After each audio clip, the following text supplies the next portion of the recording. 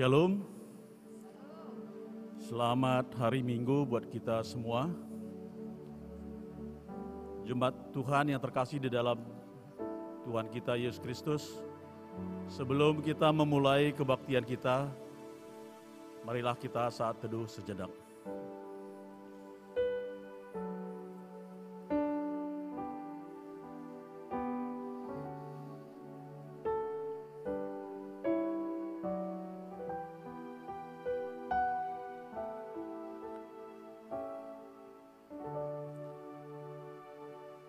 Amin.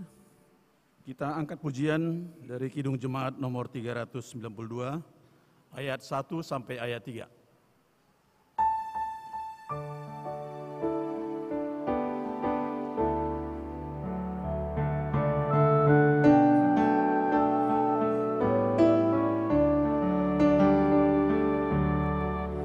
Ku berbahagia, yakin teguh, Yesus abadi kepunyaanku, aku warisnya, ku ditebus, ciptaan baru, Roh Kudus, aku bernyanyi bahagia, memuji Yesus selamanya.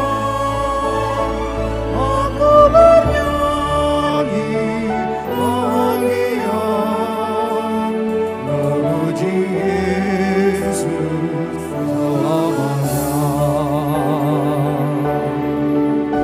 Sempurna nikmat penuh, suka surgawi melimpahiku, lagu malaikat amat merdu, kasih dan rahmat besertaku. Aku bernyanyi bahagia, memuji Yesus selamanya. Aku bernyanyi bahagia, memuji Yesus selamanya. Ku serahkan diri penuh dalam Tuhanku, hatiku teduh, sambil menyongsong kembalilah, ku diliputi anugerah. Aku bernyanyi bahagia, memuji Yesus selamanya. Aku bernyanyi bahagia, memuji Yesus selamanya.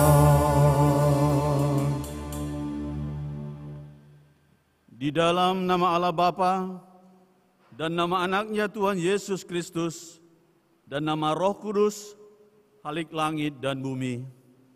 Amin. Sendengkanlah telingamu kepadaku, bersegeralah melepaskan aku. Jadilah bagiku gunung batu, tempat perlindungan, kubu pertahanan untuk menyelamatkan aku. Sebab Engkau bukti batuku dan pertahananku, dan oleh karena namamu, Engkau akan menuntun dan membimbing aku. Luputkanlah aku oleh karena keadilan-Mu. Haleluya. Haleluya. Haleluya.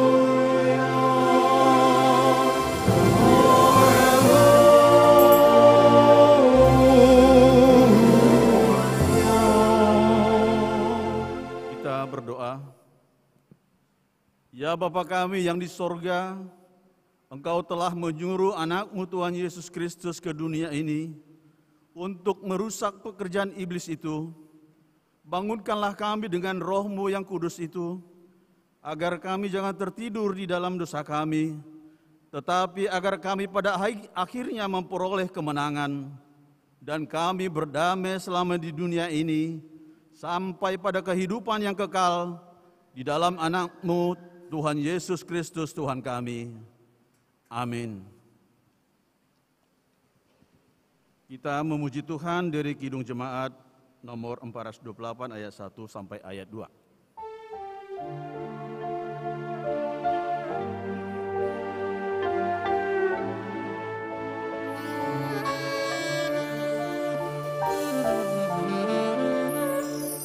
Lihatlah sekelilingmu, pandanglah ke ladang-ladang yang menanam sudah matang untuk dituai. Lihatlah sekelilingmu, pandanglah ke ladang-ladang yang menggunung yang sudah matang untuk dituai.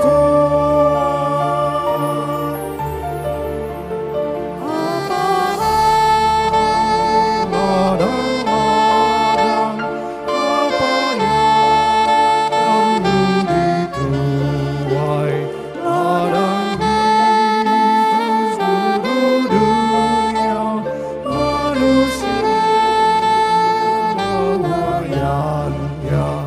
Lihatlah sekelilingmu, pandanglah ladang-ladang yang menguning dan sudah matang untuk dituai.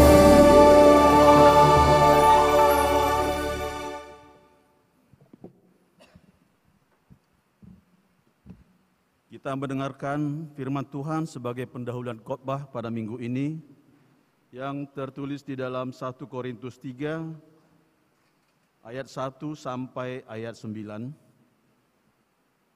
Kita baca secara responsori ya. Perselisihan. Dan aku, saudara-saudara, pada waktu itu tidak dapat berbicara dengan kamu seperti dengan manusia rohani, tetapi hanya dengan manusia duniawi yang belum dewasa dalam Kristus. Susulah yang kuberikan kepadamu bukanlah makanan keras, sebab kamu belum dapat menerimanya, dan sekarang pun kamu belum dapat menerimanya. Karena kamu masih manusia duniawi, sebab jika di antara kamu ada iri hati dan perselisihan, bukankah hal itu menunjukkan bahwa kamu manusia duniawi dan bahwa kamu hidup secara manusiawi? karena Jika yang seorang berkata, aku dari golongan Paulus, dan yang lain berkata, aku dari golongan Apolos, bukankah hal itu menunjukkan bahwa kamu manusia duniawi yang bukan rohani?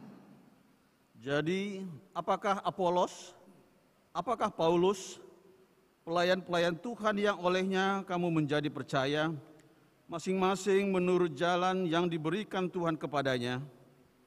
Aku menanam, Apolos menyiram, tetapi Allah yang memberikan pertumbuhan.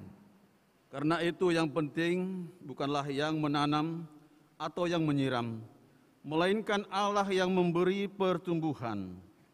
Baik yang menanam maupun yang menyiram adalah sama, dan masing-masing akan menerima upahnya sesuai dengan pekerjaannya sendiri. Kita baca bersama-sama. Karena kami adalah kawan sekerja Allah, kamu adalah ladang Allah, bangunan Allah. Demikian pembacaan firman Tuhan. Berbahagialah setiap orang yang mendengar firman Allah, yang menghayati serta mengamalkannya. Amin. Kita bernyanyi dari Kidung Jemaat nomor 467, ayat 1 sampai ayat 2.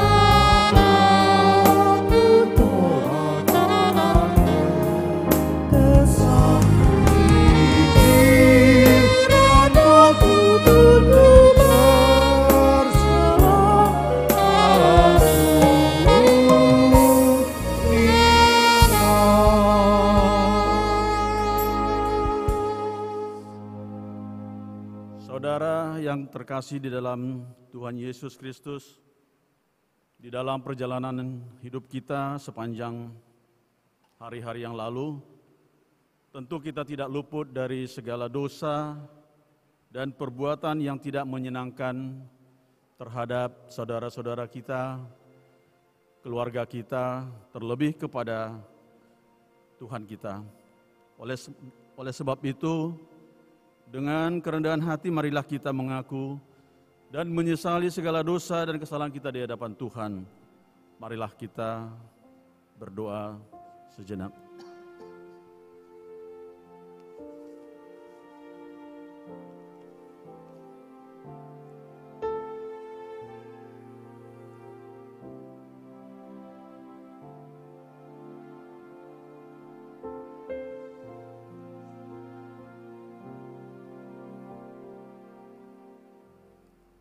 Kita berdoa. Ya Allah Bapa kami yang di surga, Tuhan yang Maha Kuasa dan Pengasih, kami bersyukur kepadamu karena kasih setiamu kekal selama-lamanya. Ampunilah segala dosa kami dan lupakanlah segala perbuatan kami yang jahat itu di hadapanmu. Karena tabiat kemanusiaan kami tak luput dari perbuatan jahat, sehingga kami sering melanggar hukum-Mu. Kasihanilah kami dan lupakanlah segala dosa dan kejahatan kami, supaya kami beroleh kehidupan yang bahagia di dalam kasih Yesus Kristus Tuhan kami. Amin. Janji Tuhan tentang pengampunan dosa kita. Demi aku yang hidup, demikian firman Tuhan Allah, aku tidak berkenan kepada kematian orang fasik, melainkan aku berkenan kepada pertobatan orang fasik itu, dari kelakuan yang jahat supaya ia hidup. Maka dengan kemurahanku, aku telah mengampuni segala dosa dan melupakan segala kejahatanmu. Segala kemuliaan bagi Allah di tempat yang maha tinggi. Amin.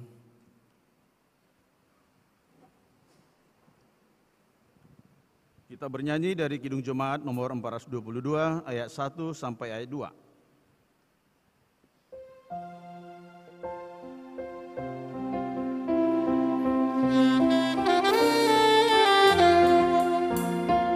Yesus menginginkan Aku bersinar baginya, dimanapun ku berada, kamu menyenangkannya. Bersinar, bersinar, itulah kehendak Yesus. Bersinar, bersinar, aku bersinar terus. Yesus menginginkan daku menolong orang lain, manis dan sopan selalu ketika ku bermain. Bersinar, bersinar, itulah kehendak Yesus. Bersinar, bersinar, aku bersinar terus.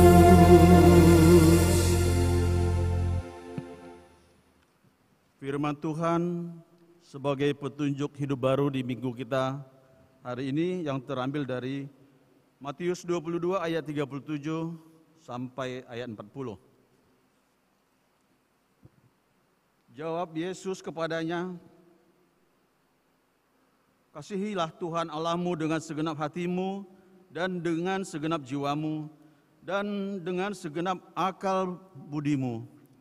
Itulah hukum yang terutama dan yang pertama. Dan hukum yang kedua yang sama dengan itu ialah, kasihilah sesamamu manusia seperti dirimu sendiri. Pada kedua hukum inilah tergantung seluruh hukum Taurat dan kitab para nabi. Demikian firman Tuhan. Marilah kita sama-sama memohon kekuatan daripada Tuhan. Ya Allah Bapa kami, berilah kami kekuatan untuk melakukan yang sesuai dengan firman-Mu. Amin. Kita memuji Tuhan, kita bernyanyi dari Kidung Jemaat nomor 242 ayat 1 sampai ayat 2.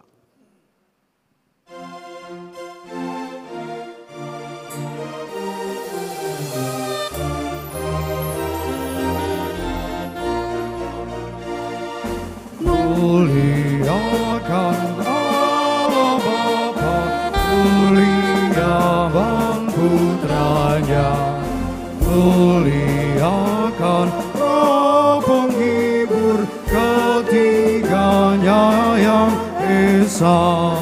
Haleluya, puji Dia, kini dan selamanya. Muliakan Raja Kasih yang menjadi penebus, yang membuat kita waris kerajaan yang kudus. Haleluya, puji Dia, Anak Domba yang kudus. Marilah kita bersaksi mengikrarkan pengakuan iman kita bersama jemaat pada segala abad di seluruh dunia ini. Aku percaya kepada Allah Bapa yang Maha Kuasa, Khalik langit dan bumi. Aku percaya kepada Yesus Kristus, Anaknya yang tunggal Tuhan kita, yang dikandung daripada Roh Kudus, lahir dari darah Maria, yang menderita di bawah pemerintahan Pontius Pilatus, disalibkan, mati dan dikuburkan, turun ke dalam kerajaan maut, pada hari yang ketiga, bangkit pula dari antara orang mati, naik ke sorga, duduk di sebelah kanan Allah Bapa yang Maha Kuasa, dan akan datang dari sana untuk menghakimi orang yang hidup dan yang mati. Aku percaya kepada Roh Kudus, gereja yang kudus dan am, persekutuan orang kudus, pengampunan dosa, kebangkitan daging, dan hidup yang kekal. Amin. Untuk menyambut sabda Tuhan, kita bernyanyi dari Kidung Jemaat nomor 400 ayat 1 sampai ayat 3.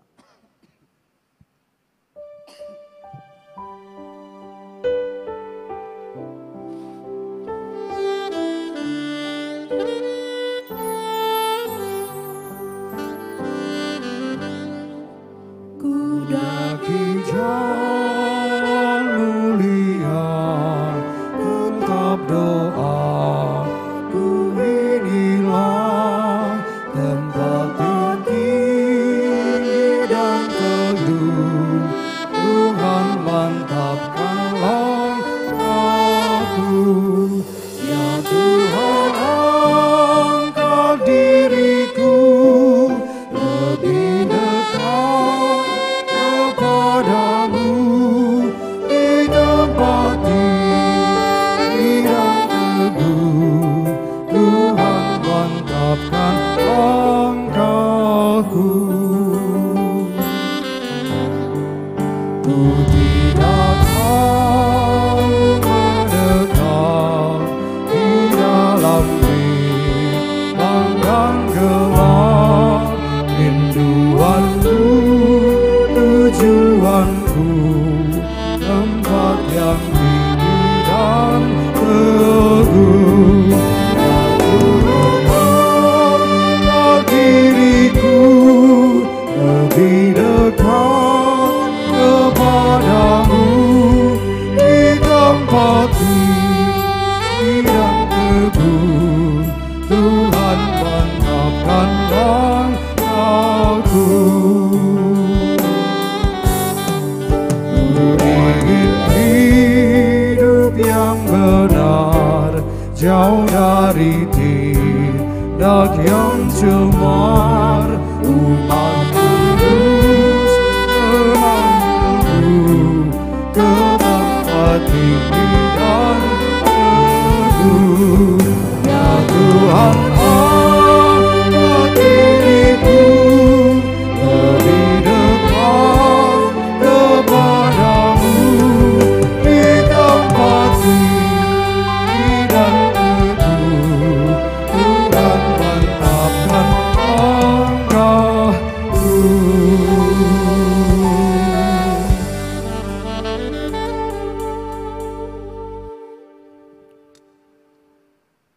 Allah Bapa di surga, kami mohon Roh-Mu yang kudus turun atas kami, sehingga dikala firman diberitakan, kami semua boleh mendengar dan memahami dengan baik. Dan biarlah firman Tuhan mengubahkan kami semakin seturut kehendak-Mu. Dalam nama Yesus Kristus kami berdoa. Amin. Shalom. Ibu bapak saudara, jemaat yang dikasihi Tuhan, firman Tuhan untuk kita membaca dari kitab Mazmur pasal 119 ayat 1 sampai dengan ayat 8. Kita membaca secara responsoria.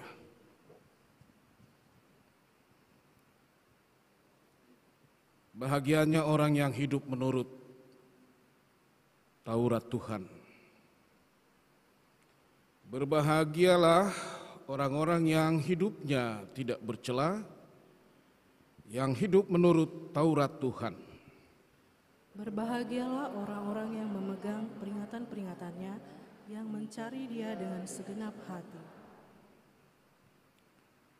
Yang juga tidak melakukan kejahatan, tetapi yang hidup menurut jalan-jalan yang ditunjukkannya. Engkau sendiri telah menyampaikan titah-titah-Mu supaya dipegang dengan sungguh-sungguh. Sekiranya hidupku tentu untuk berpegang pada ketetapan-Mu. Maka aku tidak akan mendapat malu apabila aku mengamat-amati segala perintah-Mu. Aku akan bersyukur kepadamu dengan hati jujur apabila aku belajar hukum-hukum-Mu yang adil. Aku akan berpegang pada ketetapan-ketetapan-Mu, janganlah tinggalkan aku sama sekali. Demikian pembacaan firman Tuhan. Terima kasih Ibu Bapak Saudara untuk kerjasama yang baik. Bayangkan jika saya sendiri yang baca, itu akan menambah beban saya. Tetapi ketika kita berbagi, maka beban itu pun makin terasa ringan dalam diri saya. Alangkah baiknya jika dalam kehidupan ini ada kerjasama. Dan firman Tuhan memang mengajak kita untuk selalu bekerja sama. Bukan sama-sama kerja. Jadi kita ini sebenarnya anak-anak Tuhan adalah teamwork, rekan. Jadi kita satu tim melakukan kebenaran firman Tuhan. Tidak baik jika bertepuk sebelah tangan. Nah, Ibu Bapak Saudara, Taurat Tuhan. Taurat itu apa sebenarnya? Taurat itu hukum. Hukum-hukum Tuhan. Kalau di negara kita ada hukum, tentu dimaksudkan supaya masyarakat ini semakin tertib, semakin damai, semakin sejahtera. Jadi hukum itu diciptakan untuk kebaikan sebenarnya. Tapi lihatlah, di mana-mana terjadi pelanggaran hukum. Itu traffic light atau sering kita sebut lampu merah. Padahal ada lampu kuningnya juga kan, ada lampu hijaunya. Tapi yang terkenal cuma lampu merah. Itu kan pengaturan, membagi waktu supaya yang lain dapat kebagian. dia dulu, nanti saya belakangan. Tapi lihatlah, masih merah dia udah jalan. Apa yang sering terjadi di lampu merah itu? Maki-makian, kan begitu ya? Maki-makian. Banyak kata-kata kalimat yang enggak enak didengar muncul di sana. Itu sudah menjadi satu tradisi yang kurang baik sebenarnya. Nah, Tuhan memberikan hukum atau Taurat dalam rangka bagaimana bangsa Israel ini menjadi bangsa yang tertib, teratur, bisa diarahkan, bisa dituntun, supaya mereka berjalan di jalan Tuhan. Jangan jalan-jalan sendiri. Karena jalan-jalan yang dirancang manusia biasanya mengarah kepada satu tujuan yang tidak jelas. Bahkan menuju kepada kematian, kesengsaraan, derita. Tapi jalan-jalan Tuhan selalu mengarahkan kepada kebenaran, kepada kebaikan, dan kepada hidup kekal. Bahkan di sini dikatakan kebahagiaan, bahagia. Maka mereka yang hidup di dalam kebenaran hukum-hukum Tuhan atau firman Tuhan, itulah orang-orang yang sesungguhnya merasakan apa itu bahagia. Jadi jelas ibu bapak saudara, kebahagiaan tidak diukur dari kenikmatan-kenikmatan duniawi. Misalnya apa? Misalnya uang. Kalau udah banyak uang, nah itulah yang bahagia, benar. Punya rumah yang berjejer-jejer, bertingkat-tingkat, dan ada di mana-mana, itu yang bahagia. Punya suami yang tampan, istri yang cantik, itu yang bahagia. Atau punya jabatan yang bagus, itu yang bahagia. Itu kan kebahagiaan menurut ukuran manusia, ukuran duniawi. Tetapi sesungguhnya firman ini mengingatkan kita ibu bapak saudara, bahwa kebahagiaan sesungguhnya adalah ketika kita hidup menurut jalan-jalan Tuhan atau kebenaran Tuhan. Di mana bahagianya melakukan firman Tuhan? Di mana ibu bapak saudara? Firman Tuhan kan mengajarkan bagaimana kita bisa mengasihi sesama kita, menolong sesama kita. Kalau ada yang tidak makan di sana, ya kita tolong, kita beri makanan. Kalau ada yang sakit di sana, kita bantu, kita bawa berobat. Makanya gereja dimanapun berada, karena ada 3 tugas pokok gereja. Gereja apapun itu, GKPI seperti di sini, HKBP, HKI, GKPS, dan gereja-gereja saudara kita yang di Pulau Jawa sana. Marturia, Koinonia, dan Diakonia.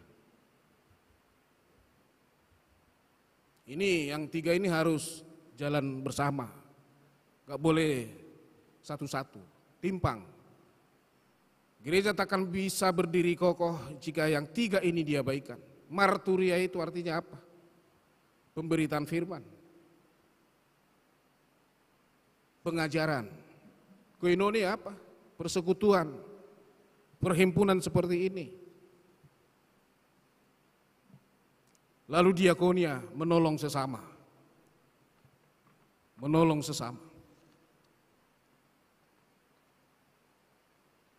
Bahkan diakonia ini sekarang sudah semakin ditingkatkan ibu bapak.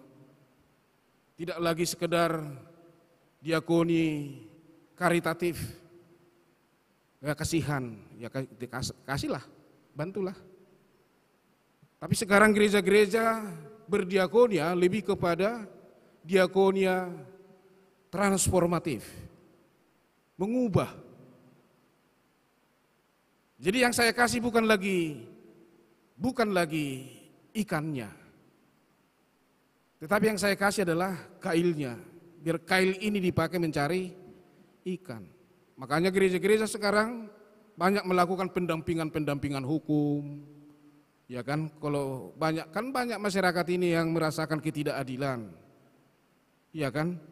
Maka gereja hadir memberi pendampingan, baik pendampingan hukum atau pendampingan yang lain. Itulah yang diajarkan firman Tuhan, itulah hukum Tuhan. Lalu apa lagi Bapak Saudara? Supaya kita juga tahu nanti bagaimana bahagianya orang yang hidup menurut hukum Tuhan.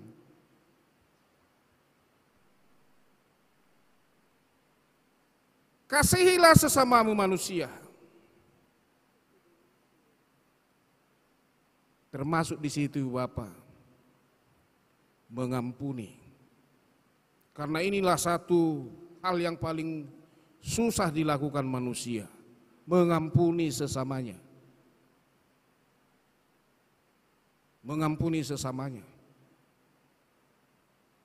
Memang mudah mengampuni.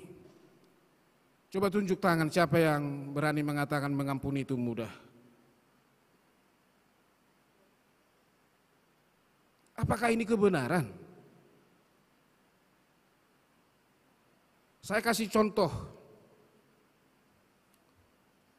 Ini tentang mengampuni. Ternyata benar. Orang yang hidup dalam firman Tuhan, dia merasakan bahagia. Bukan saya yang memusuhi dia, bukan saya. Dialah yang memusuhi saya. Karena pendeta juga banyak musuhnya. Biar tahu Bapak Ibu, banyak orang tidak suka sama pendeta. Kenapa? Karena pendeta jahat? Bukan. Karena kebenaran firman Tuhan. Sempat ini ketidakbaikan di antara saya dengan dia, siapa sih dia ini? Saya yang tahu ya, nggak perlu saya kasih tahu kepada Bapak Ibu. Sempat ini dipelihara sekian bulan. Kalau saya tidak salah mungkin 5 bulan waktu itu. Jadi selama 5 bulan itu saya menderita batin. Gak bisa tidur saya. Begitu saya mau istirahat di rumah, otak ini langsung ke dia. Karena kata-katanya menyakiti. Merendahkan, menghina, melecehkan. Saya begitu susah dibuatnya. Jadi bayangkan Ibu Bapak Saudara, kesusahan saya ini menjadi satu derita yang luar biasa. Bahkan saya sempat kurus gara-gara itu. Kebawa pikiran terus. Karena kepikiran terus makan pun gak selera. Tidur pun gak bisa. Apalagi senyum, saya kehilangan senyum 5 bulan coba. Seolah nak kiriminil do di tahun ini. Akhirnya apa? Saya langsung teringat firman Tuhan, iya ya saya udah salah. Kok saya tidak bisa mengampuni? Bayangkan, saya pergi ke rumah si bapak ini.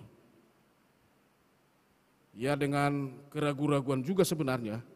Dibuka enggak pintunya, kan begitu ya. Saya gedor. Saya dengar pintunya dibuka. Alhamdulillah. Bapak itu yang keluar. Saya salam. Silakan masuk Pak Pendeta. Bayangkan, udah keluar kata-kata Pak Pende, itu kan udah satu penghormatan bagi saya. Saya dipersilahkan duduk, lalu disuguhkan kopi. Lalu kami cerita, kenapa sampai seperti itu. Dia juga akhirnya minta maaf ke saya. Ya saya juga minta maaf ya Pak, kalau sikap saya ada yang kurang pas menurut Bapak, saya bilang. Lalu saya ajak berdoa, karena udah sekian lama kami bicara. Taunya Bapak Ibu setelah mau pulang saya, sebentar Pak Pendeta, ada yang ketinggalan, dia bilang. Apa aku pikir kan? Biar ada nanti, siapa tahu nanti Bapak Pendeta nyenggol apa di sana di jalan sana, biar ada pengganti. Wah, enak kali rupanya yang saling memaafkan ini ya. Jadi kebagian.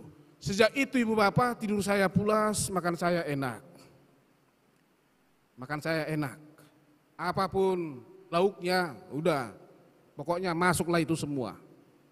Ketika sudah pikiran ini sehat, ketika kita sudah bisa mengampuni, ini satu kebahagiaan yang tidak ternilai Ibu Bapak. Itu kebenaran firman Tuhan, itu Taurat Tuhan. Mengampuni. Jadi kalau Bapak Ibu ada sesuatu yang kurang, ada konflik lah atau perseteruan atau apapun namanya, jangan tunggu dia. Kalau Bapak Ibu yang menunggu, bersifat menunggu, yakinkan bahwa dia tidak akan datang. Mari kita yang datang sendiri, kita yang jemput bolanya. Seperti pemain bola itu kan kalau dia berdiri-diri aja, mana datang bola ke dia. Harus dia yang lari-lari ke sana kemari. Lalu ada satu tujuan yang pasti, gol, menang. Inilah yang disebut dengan mengalah untuk menang. Mengalah untuk menang. Jadi jangan pernah Bapak Ibu pikir kalau mengalah itu berarti kalah, tidak. Itu aturan duniawi. Kalau aturan surgawi atau firman Tuhan, mengalah berarti menang. Jadi jangan pernah lawan dosenmu. Jangan pernah lawan dosen. Siapa yang rugi? Ya kita sendiri yang rugi. Orang dosen yang megang setir, kita penumpang ya. Masa sopir dilawan? Nanti nggak diputar setirnya gimana coba? Lurus saja mobilnya terus, masuk jurang. Ibu bapak saudara, maka di sini dikatakan pemazmur, orang yang bahagia itu adalah orang yang hidupnya tidak bercela. Jadi selalu baik-baik saja dia. Tutur katanya sopan manis. Ya kan? Sikap penerimaannya, komunikasinya, membangun relasi juga baik, bagus.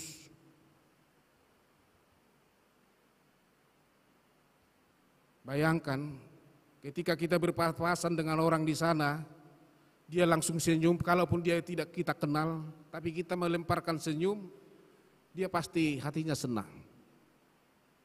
Baru senyum, belum yang lain. Karena memang firman Tuhan mengingatkan kita, setiap anak-anak Tuhan dimanapun berada, dia harus menunjukkan Kristus ada dalam dirinya. Kristus ada dalam dirinya.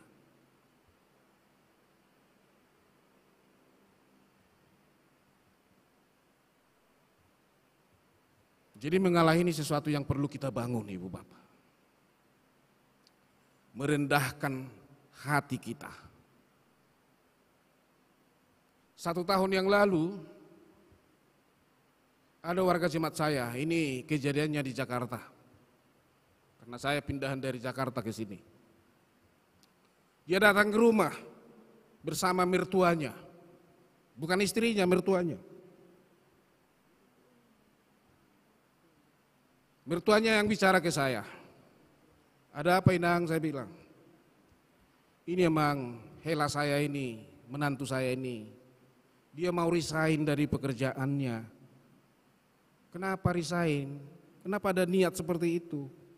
Bukankah Bapak sudah punya jabatan yang bagus di sana? Ya benar Amang Pendeta. Tapi saya tidak bisa menerima keadaan, tidak bisa menerima fakta yang terjadi di kantor saya. Kenapa? Saya kan sudah lama tidak naik-naik pangkat. Jabatan saya yang saya pegang sekarang ini udah berapa tahun, Bang? Udah sekian tahun. Tapi tiba-tiba bawahan saya diangkat menjadi kepala saya, atasan saya. Saya tidak bisa terima, nggak masuk akal saya, Mang Pendeta. Oh itu masalahnya. Nah, lalu kenapa? Saya bilang, ya saya mau resign lah, mundur. Oh jangan Pak, jangan. Kadang-kadang anak-anak Tuhan itu, kita manusia tidak selalu mampu memahami dengan baik apa rencana Tuhan dalam hidup kita.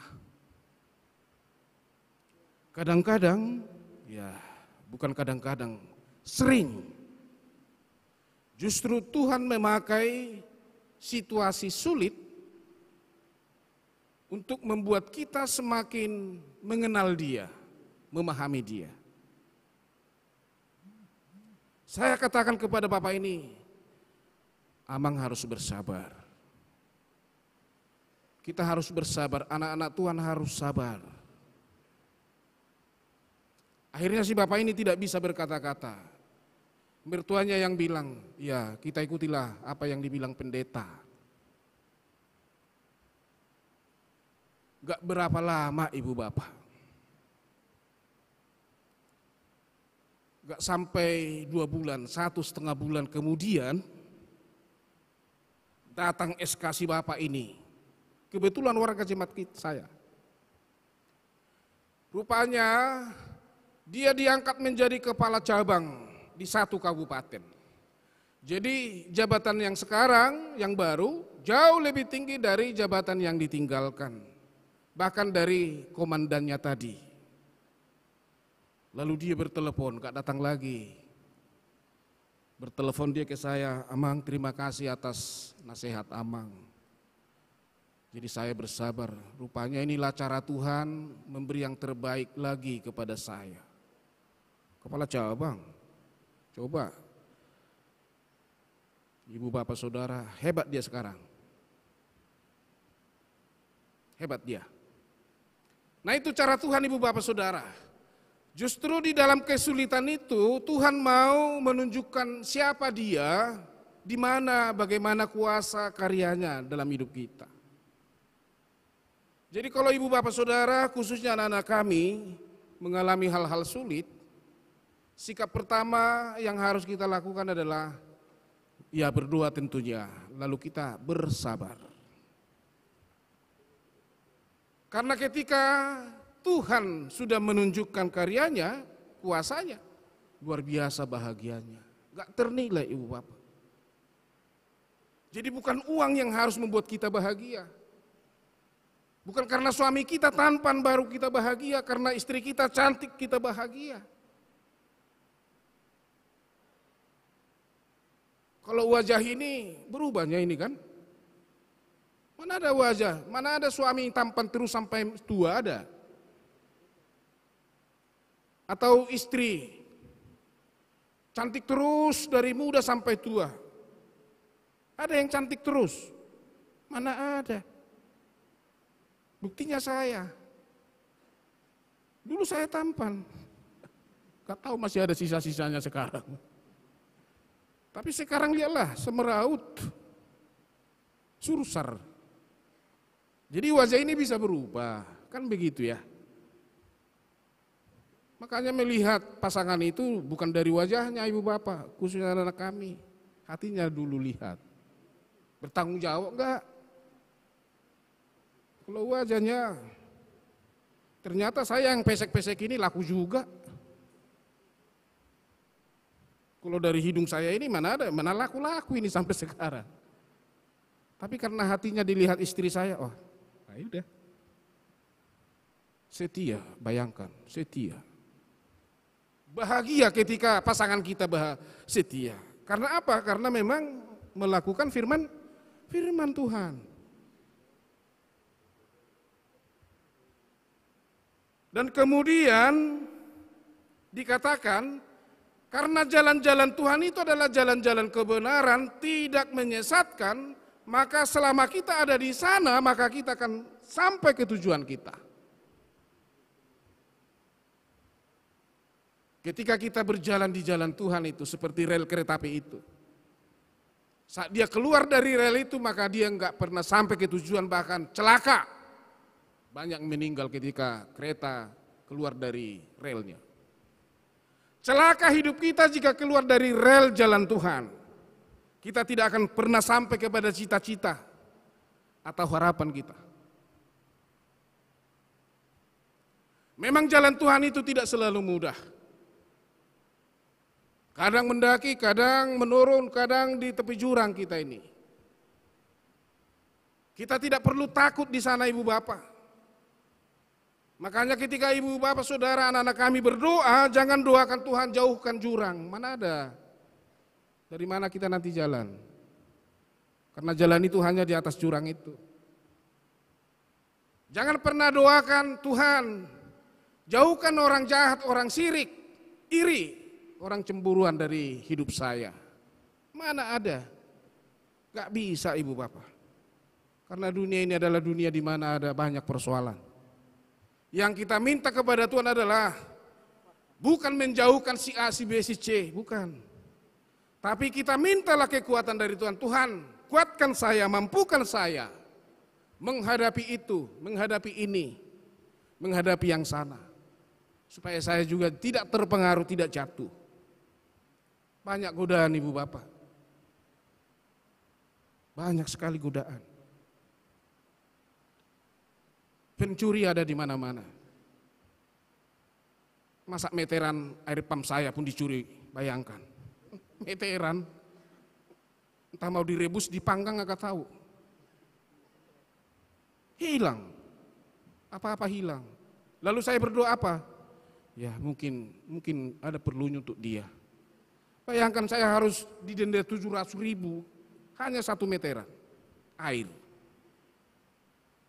Karena ulah si A yang seperti itu. Mungkinkah kita hilangkan dari dunia ini pencuri? Enggak ada. Tapi setelah saya berdoa, ibu bapak saudara saya minta pertolongan Tuhan, saya bersabar. Ya mudah-mudahanlah sampai sekarang enggak pernah hilang lagi. Aman, bahagia rasanya. Ketika barang kita enggak dicuri orang, bahagia rasanya. Lalu Tuhan katakan di sini, kita tidak akan dipermalukan. Ketika kita melakukan kebenaran firman Tuhan, maka kita tidak akan dipermalukan oleh dunia ini.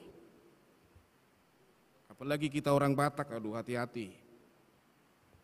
Kalau menasihati seseorang boleh-boleh saja. Tapi nasihatilah dia 4 mata.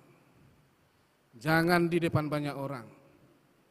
Ketika maksud baik itu salah penempatan oleh kita, maka itu bukan menasihati lagi tapi menghakimi dan mempermalukan. Kadang-kadang kita salah. Kita tegur seseorang, termasuk anak kita. Jangan karena kita anggap ini kan anak saya, ya suka-suka saya lah, enggak boleh. Orang tua harus hati-hati juga. Kadang-kadang kita nggak nyadar itu. Ketika anak saya pulang sekolah, saya tanya, tadi sekolah gimana? Begini Pak, bagus-bagus semua. Oh, bisakah ikuti pelajaranmu? Bisa Pak. Oh. Sedikitnya itu, sedikit. Tapi itu sudah memotivasi si anak untuk terus makin semangat belajar. Bahkan dia merasa, oh bapaknya menghargai dia. Baru pertanyaan sedikit seperti itu. Jadi jangan kita biarkan aja ya pulang lah. Akhirnya si anak bisa terbangun menjadi orang yang apatis, bukan orang yang optimis. Jadi kita tidak akan dipermalukan oleh apapun ketika kita berada di dalam kebenaran firman Tuhan. Maka orang-orang yang melakukan hukum Tuhan atau Taurat Tuhan atau firman Tuhan itulah yang berbahagia yang sesungguhnya. Nah ibu bapak saudara, saya heran. Saya sudah banyak jalani gereja. Bukan 10 denominasi lagi, sudah banyak sekali. baik gereja suku atau gereja yang bersifat nasional seperti GKPI. Tapi ada satu hal yang sama di dalam gereja-gereja yang saya jalani itu. Ada satu yang sama. Apa itu? Itu jam dinding sana. Itu jam dinding. Di gereja manapun jamnya selalu di situ. Lalu saya bertanya, ini jam untuk siapa sebenarnya? Untuk saya atau untuk jemaat? Kalau untuk jemaat, jam itu berarti harus di sini kan? Tapi kok di sini? Persis pula berhadapan dengan saya ini. Lalu saya bertanya-tanya, maksudnya sebenarnya apa ini jam? Oh, saya baru mengerti. Ternyata jam ini memang mengingatkan saya. Karena apa? Karena khotbah sekarang nggak boleh katanya panjang-panjang. Benar nggak Bapak Ibu? Memang kalau khotbah itu terlalu panjang, itu membuat apa sebenarnya? Kurang bagus. Nah ini menjadi pertanyaan. Di gereja apapun jamnya selalu di situ. Jadi saya sebenarnya tidak setuju jam itu di sana, karena saya bawa jam. Jadi berarti jam ini mau mengatakan, Pak Pendeta, lihat saya, khotbahmu jangan terlalu panjang, nanti jemaat gelisah katanya. Ya, itulah yang saya tafsirkan. Nah Ibu Bapak Saudara, maka pada kesempatan ini saya lewat firman Tuhan, ketika kita berada di dalam kebenaran firman Tuhan, maka kita akan selalu hati-hati berbicara. Firman Tuhan akan selalu mengingatkan kita jangan sembarangan melakukan sesuatu. Dan itu sesuatu yang membahagiakan.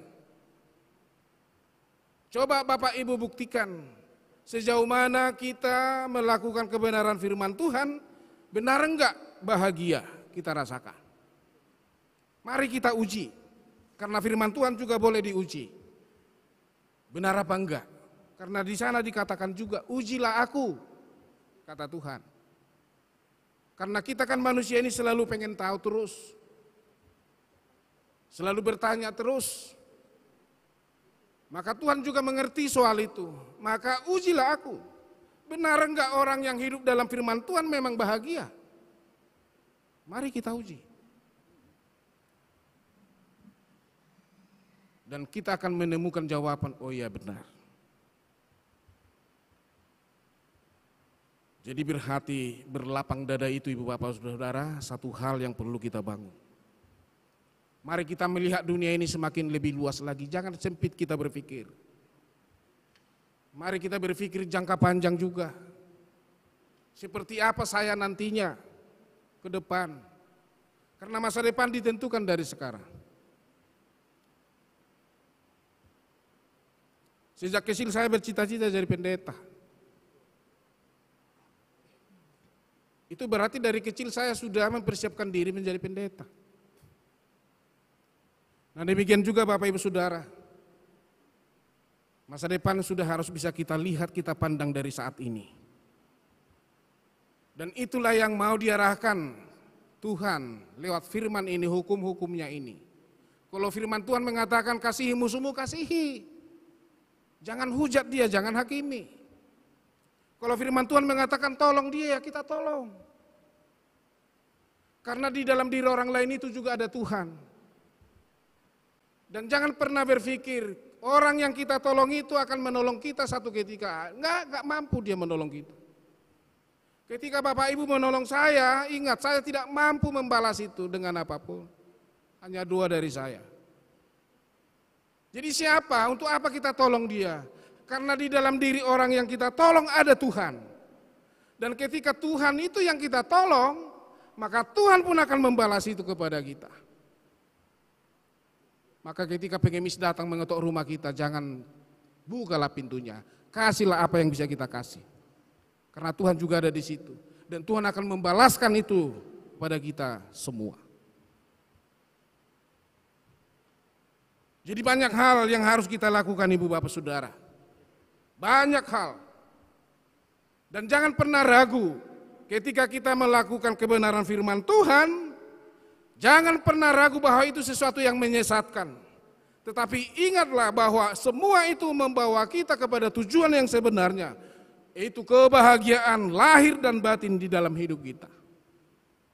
Memang benar, Tuhan tidak pernah selalu menjanjikan langit itu biru. Tuhan tidak pernah mengatakan bahwa lautan itu tidak bergelombang.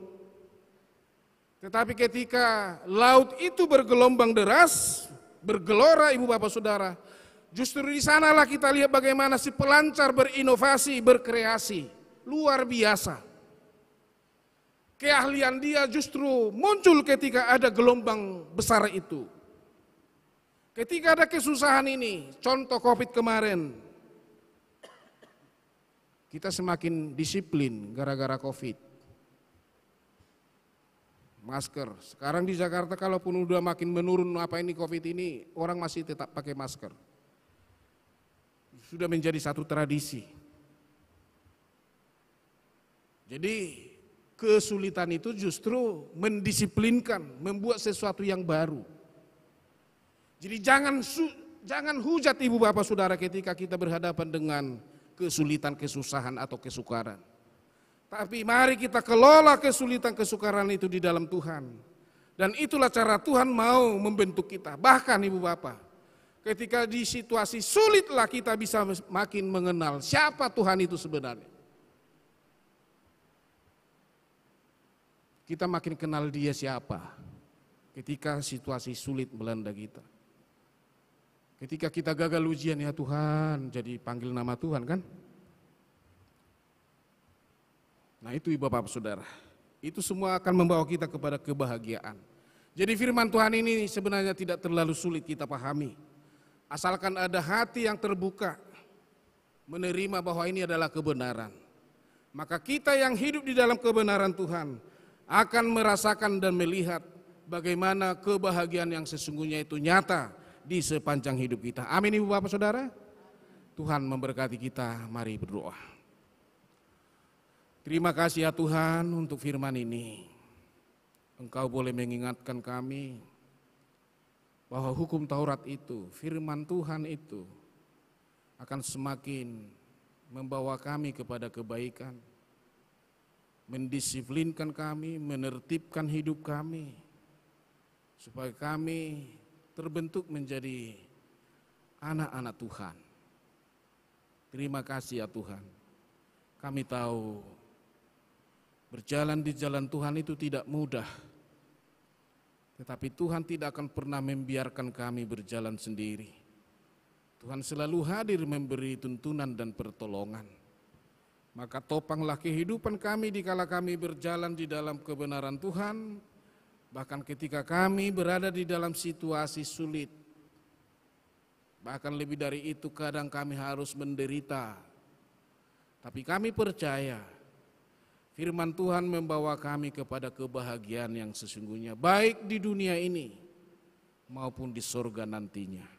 Terima kasih, terberkatilah Bapak Ibu Saudara kami semua. Saudara-saudara kami yang hadir pada saat ini.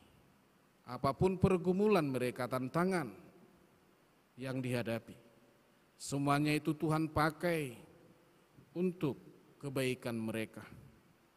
Terima kasih Bapak untuk persekutuan pagi ini. Bapak Ibu Saudara kami telah datang di hadapan Tuhan.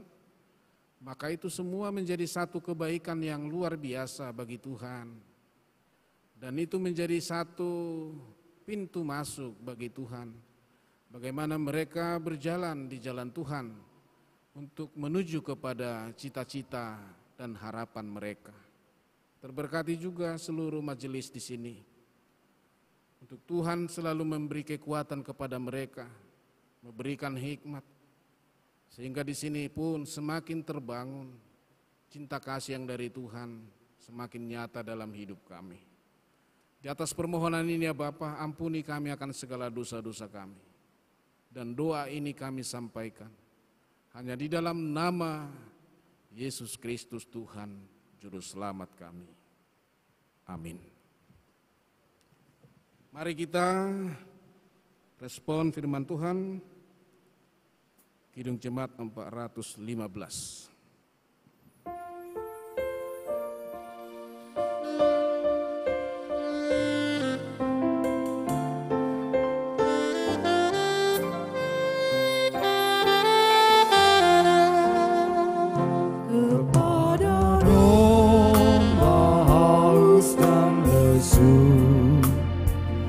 Gembala baik memberikan air segar dalam hati haus dan sejuk, diberinya air hidup yang benar.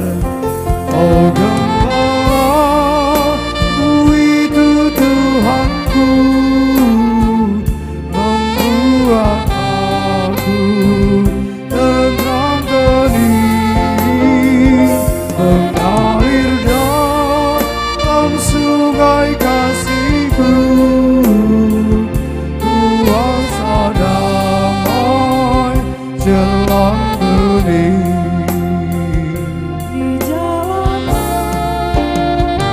Di jalan gelap sekalipun, ku tidak takut pada seteru, sebab Gembala adalah teman dan juru selamat bagi diriku. Oh Gembala, ku itu Tuhanku,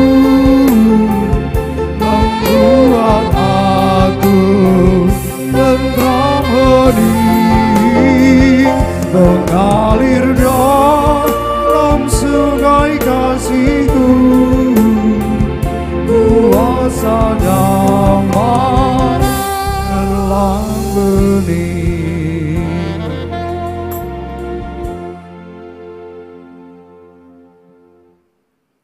Firman Tuhan mengantar kita memberi persembahan dari kitab Roma pasal 12 ayat pertama.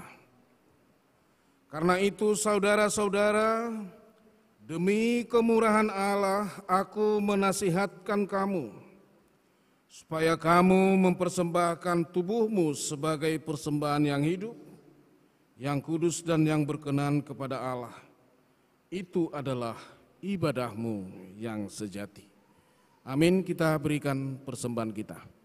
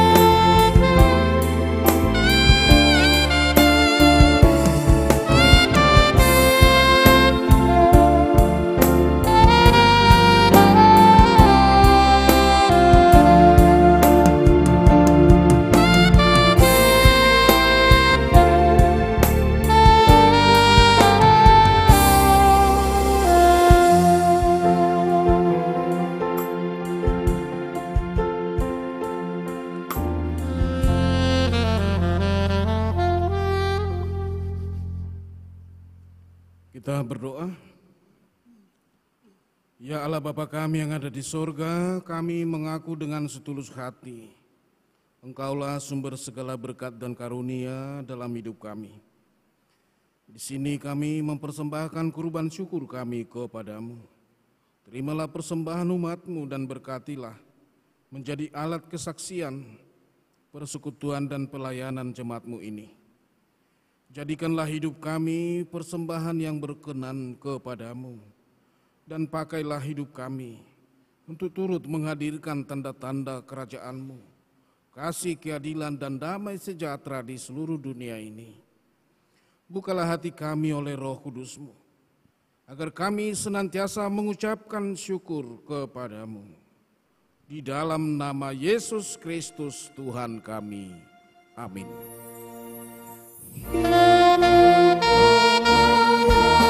Benar harus mengucap syukur, dalam Kristus bergemar, janganlah terkebur. Dalam susah pun senang, dalam segala hal aku bermazmur dan ucap syukur, itu kehendaknya. Apa arti hidupku? Bukan ungkapan syukur, karena Kristus menebus, berkorban bagimu. Dalam susah pun senang, dalam segala hal aku bermazmur dan ucap syukur, itu kehendaknya.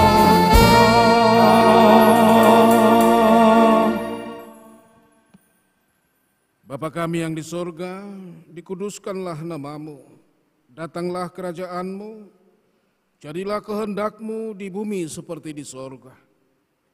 Berilah kami pada hari ini makanan kami yang secukupnya, dan ampunilah kami akan kesalahan kami, seperti kami juga mengampuni orang yang bersalah kepada kami. Dan janganlah membawa kami ke dalam pencobaan, tetapi lepaskanlah kami dari yang jahat.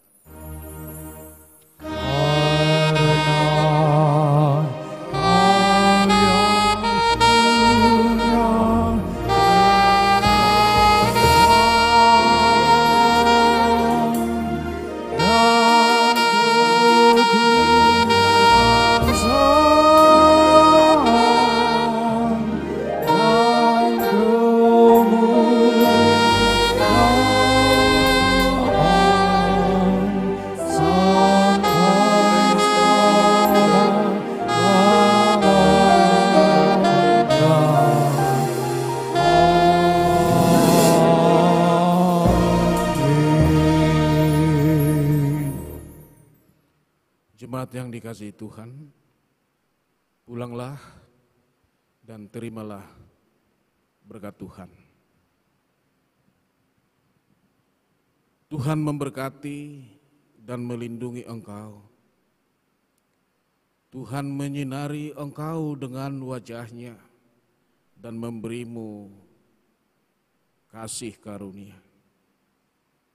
Tuhan menghadapkan wajah-Nya kepadamu dan memberimu damai sejahtera. Amin.